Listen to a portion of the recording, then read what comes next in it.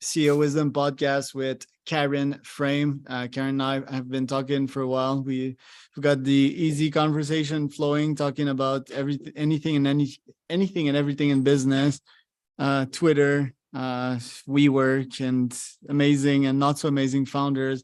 Really glad to have her on. This podcast brought to you by podbuyer.com. If you want to start, scale, or be invited to podcasts. Karen is CEO at Makina, so we're going to talk about that today.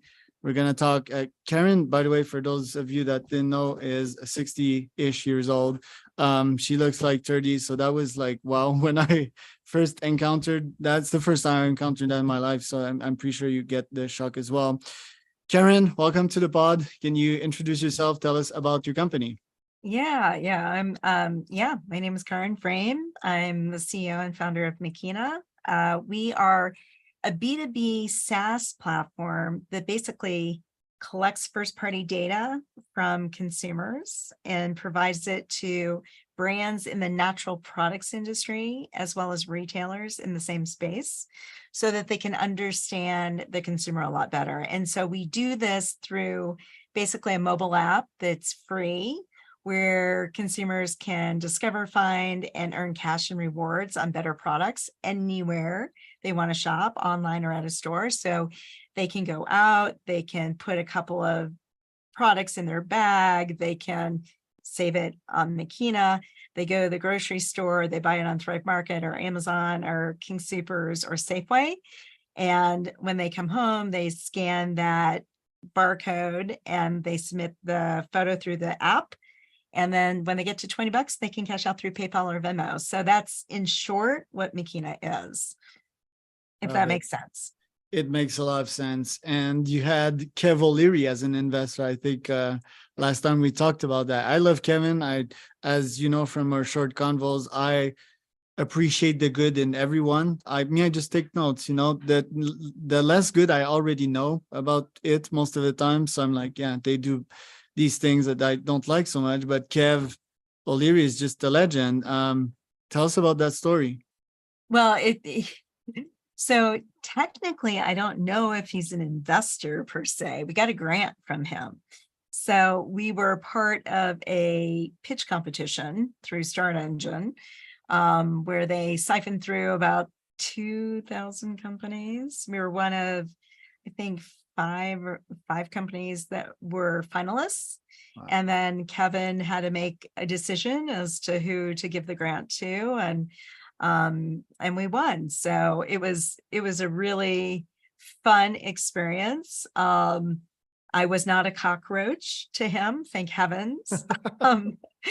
And he thought that Makina had a lot of potential, which is fantastic. I mean, I have to tell you one story. So it was live when we did it, and during COVID, of course, and my husband knew that I was a finalist for this, and he missed it. He was so bummed, but he heard kind of the end piece of it.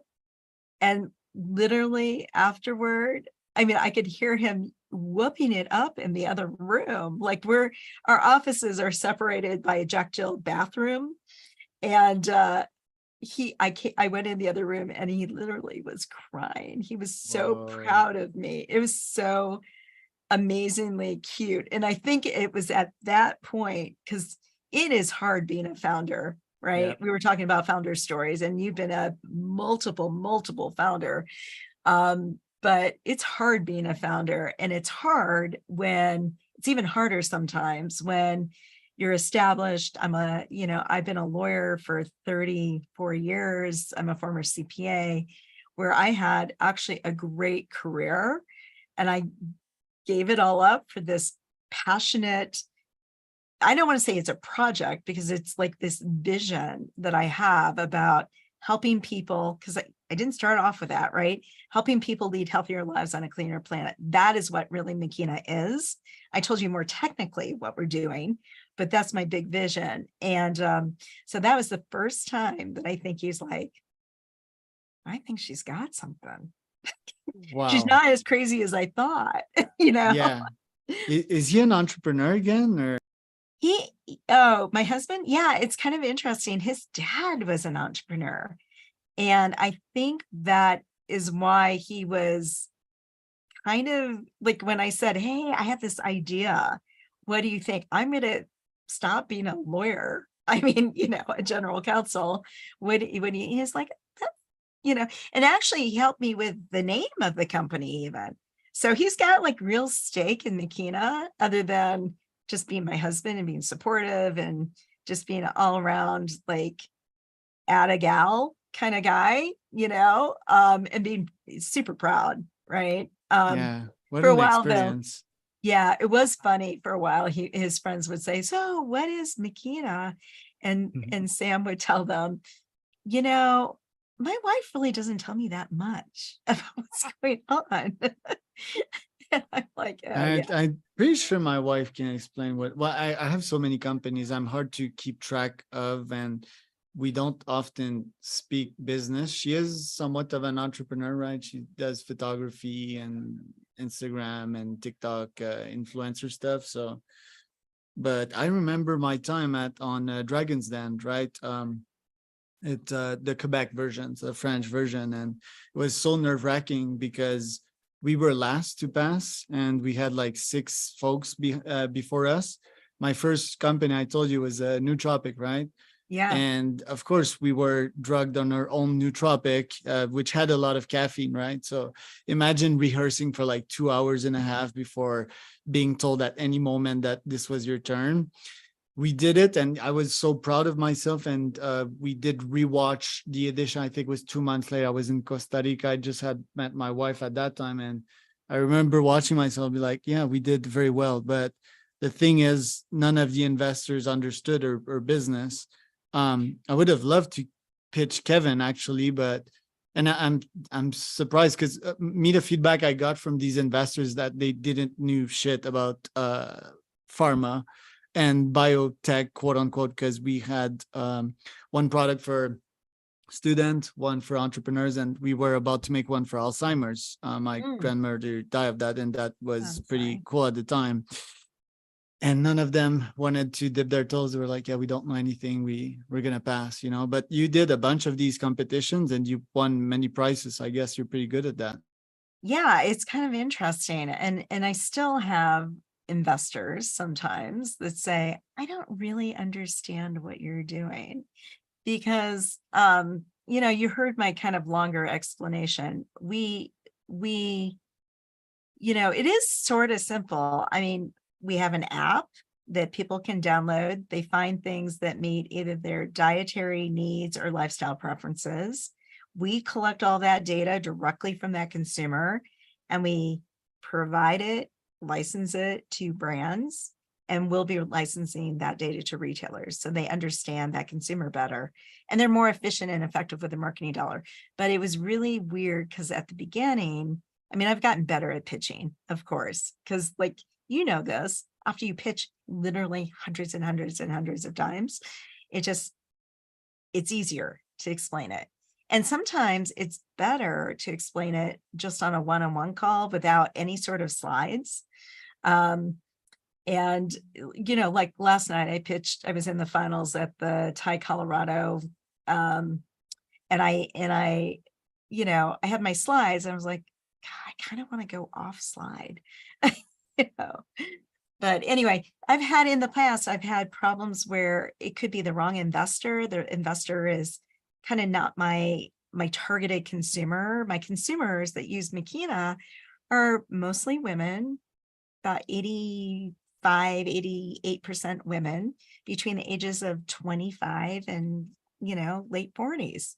They're moms, they want to buy better things for their family. It's too expensive. I mean, you see Wonder Bread in the store and it's so much cheaper than, Food for Life or something that is, whole grain kind of bread. Um, they want to do it, but we level that playing field between Wonder Bread and Food for Life, essentially. Right. So some of these investors that we're talking with, I mean, Kevin got it, right? But some of the investors that we were talking with are older white males that don't go grocery shopping, that would never use an app like ours, period. They're like, who would ever do that? Who would scan a barcode and submit a photo through an app? I'm like, well, you are not our target consumer. Right. So I'm anyway, wondering if like Kev is into biohacking nowadays and he's like into health, because the comment, and I did also the natural health stuff. I'm still a biohacker up to this day. Health is expensive. I was talking to two Black business owners yesterday, and we were talking about health in the hood. Um, and it's so expensive. And I was like, I would love in the future to just offer health for like a very reasonable price, Whole Foods, but at Walmart prices, sort of. Wouldn't well, that be amazing? well, this is kind of what the whole thesis behind Makina is. So if Oh, you that's a can beautiful get, one. if you can get the all the costs down in these better products, again, the ultimate goal for a brand is to become more efficient and effective with their marketing dollar. They know who their consumer is, they can reduce their costs, and then they can either pass those savings along to the consumer, or just be out there. They have bigger distribution. That's the thesis, is that these products now are going to be lower priced. You're not going to, maybe Makina won't be needed anymore, to give people cash and rewards after they buy better, because now everything is the same price. Kind bar versus a Snickers bar. I talk about that a lot. But we have this thing called the Makina Foundation. We have filed for 501c3 status, and that will allow us to get extra product of the brands that we work with and go into these underserved communities, the communities of people that are not, they go into a corner store and there's Twinkies and Ho-Hos and, Alcohol. Wonder Bread. Yep, exactly. Horrible stuff. And no fruit or veggies. Not even, doesn't matter whether or not they're organic at that point. You just want people to eat more fruits and veggies. And so the whole thought is we'll go around, either rent storefronts, and just have, not make it like a food bank. It would be like a place where people can go and they don't even have to sign up. They can come in, they can grab a couple things that are better snacks or better whatever it is, and get a little bit of education, get the Makina tool, right? So now we can help you find these things around you, or you can order them online and still get cash and rewards for doing that. So Right. anybody that's got a mobile app, depending upon whether or not they're prepaid, they can order some of this stuff directly from the brand. They can order it on Thrive Market, they can order it on Amazon, they can order it. There's a number of, e-commerce websites there where the brand's products are located. And you can still get rewarded for buying these products. So Love it. anyway, that is a bigger vision, but it's going to take us a while to get there. There's still like a challenge to that vision, and that is that even if you give people the food, they need the physical consciousness to feel the effects. So I was talking about that today with someone. I forgot who I interviewed so many people, but when I eat something, I evaluate the effects on my body afterward. Do I feel like shit? Do I feel all cramped up, all gassy, or do I feel with energy? Mhm. And most of the time you need good training for that. You need to be experienced in meditation, do retreats, and think and read books and yada yada. I think the ultimate solution would be somewhat like an Apple Watch that can give you your vital signs and can gamify the experience. So today you ate that. Here's your heart rate. Here's your blood glucose. Here's your cortisol levels, your testosterone level, everything. And even in the future, you could measure the gut microbiome and If tell you you that if yeah, you do that, I want to be your co-founder. Of course, offer accepted. that is of course after Makina, Yeah. after somebody else has bought Makina, right? Yeah, the microbiome would be somewhat complex, but I'm about to dedicate at least 25% of my time to found something game changing like that. I'm just not sure if it would be a startup or a venture studio. I'm focused on creating the business that will create other business, but it's so impactful when you can, and it's so fun when you can change people's lives, save people's life, and make money at the same time. You know, what Yeah. is better than that? Anyway, the vision would be the watch would tell you you have saved 7 days of your life today, or you gain 7 days of your life, you know. Yep. And it could even project, okay, at this time your children's might have children's, and you can play with them in 15% capacity more than if you would ate in the other shit, for example. What do you think about that? I really love it. Well, it's kind of like that. I know you're in Mexico, and you're originally from Montreal, but I think uh, there's a very effective, and it's a horrible TV commercial to watch. It's the person that has smoked when they were younger, and then they have this really awful voice, and it's them, had I known, and then at the end, it's like this person died when they were 44 years old. It's a scare tactic, but you're talking about opposite. You're talking about pleasure tactics and gamifying it on top of that, which I think, I don't know, you're going to have some part of the population that is incentivized by these scare tactics, and the other part incentivized by pleasure. Right. You're going to have to figure out which works. But yeah, it's probably something that needs to be played with in a venture studio initially and see Because what hardware works. is rocket science. I think Apple is a big giant. They're kind of slow. They're not that fast, you know. Like for example, I do Apple Fitness on a daily basis. They haven't improved the product in like 3 years, right? So Mhm. there was one trailblazer. I need to actually find out who on LinkedIn, but they created the app. They had the idea. They did like pretty much 90% of the work, and nowadays there's almost nothing, right? Why not add VR? Well, they will add VR, by the way. That's their next step. Mhm. Mhm. Or their lasers, you know, like when I do a jump squat, I throw lasers all over the spot and making super fun.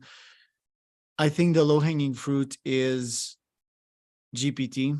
So just to like take data, plug my Apple Health, or even a spreadsheet would work. You just feed it to GPT and you ask it, what do you see there? Yeah. What should I improve there? Yeah. Just with the Apple data, that's possible. That I've seen various GPT startups, Gen AI startups do that, but I think that would be very low hanging fruit. Just asking about like, what are your suggestions? Yeah. No pun intended, low hanging fruit, but the thing of what we're missing. So Noom tried to do something sort of similar, right? To address the psychology around eating. Not necessarily what you're putting on your body, but it's like what you're putting in your body, right? So Noom has sort of done that, but I tried Noom and I was like, can't really do it. There was My Fitness Pal. I've played around with a lot of these because I'm a woman, right? And you want to look good. So anyway, so My Fitness Pal, I found it very tedious. Same with Weight Watchers, even WW, they call it now. Putting in all of that information about like, okay, I just ate like 3/4 of an apple. Now I got to put it in here. Oh, I just had like a half a slice of pizza with like, veggies on it and alternative cheese or whatever. And unfortunately, I wake up the next morning and I'm all swollen. Okay. So that obviously I know that I'm very sensitive to stuff. I can tell if I've eaten something that is just not good for me. I feel sluggish. I feel like I'm bloated. But yeah, you're right. I think the one thing you're missing is like an automatic, like, okay, this person just ate this. Now they don't have to record it. And then the next day or later, 2 hours, whatever, later that night, they're feeling like crap. And so that needs to be automatically censored too. Now, can you do it through your watch? I don't know. That could be kind of an interesting problem I to spoke solve. with a very interesting founder the other day. Could also connect you with her. She's a PhD in astrophysics, Harvard educated, black belt karate, and she has a startup. It's earbuds that you put, and you have your heartbeat on an app, uh, measured through these earbuds. They're patented, and there's breathwork on your phone. And she obviously gives you the signals. Your heart rate is because of that, and yeah, her plan is to go into that. So maybe we could invest into that one. It's quite Yeah, an yeah, interesting one. that is super interesting. I mean, what I have also found interesting is that I have Calm downloaded on my, on my iPhone, and I obviously have Spotify, and Spotify has a number of like things that meditation kind of sounds. I don't want to say music, but sounds. But what I find that I use on a regular basis, and you'll laugh about this, is that I use my Peloton app that's on my iPhone to fall asleep. They have that. Oh my gosh, it's amazing. So, I'm so bullish on Peloton, by the way. I'm gonna import one in Mexico for double the price. so on Peloton, where you probably can't see it, it's gonna be hard to see on here. But on Peloton, there's, they have cycling, and they have, running, and they have strength, and they have stretching, whatever. They have meditation. And the people, and yoga, Pilates, whatever. The people that do the meditation are, I don't know what it is. I don't know if it's their voice. I don't know if it's the cadence of the sounds behind the meditation, but I go ahead and I find the meditation sleep sections, and I put it on maybe 10 minutes, 5 minutes. And I always think, as I start to listen, I am never going to fall asleep in 5 minutes. Literally last night, I was like, I'm never going to fall asleep. I don't even hear, like, after 3 probably minutes, I'm asleep. And then your phone, it stays alive. I always had that question. Do you know it, or do you just shut it and it's black Yeah. screen? Yeah, I just make it a black screen. Okay, okay, You got can it. turn on the Peloton, meditation app, you make it black screen. Right, It's hard when you're sleeping with your partner, you right. know. So sometimes I have just like one of my AirPods in my ear. So, and then I notice in the middle of the night, I'm like, oh God, my ear hurts. I did my ear still. That's funny. I just Anyway, downloaded the app. You should check out the Apple one. Have you checked it? The Apple Fitness one to sleep? I think I have it on my iPhone, but I don't Yeah. think I've actually.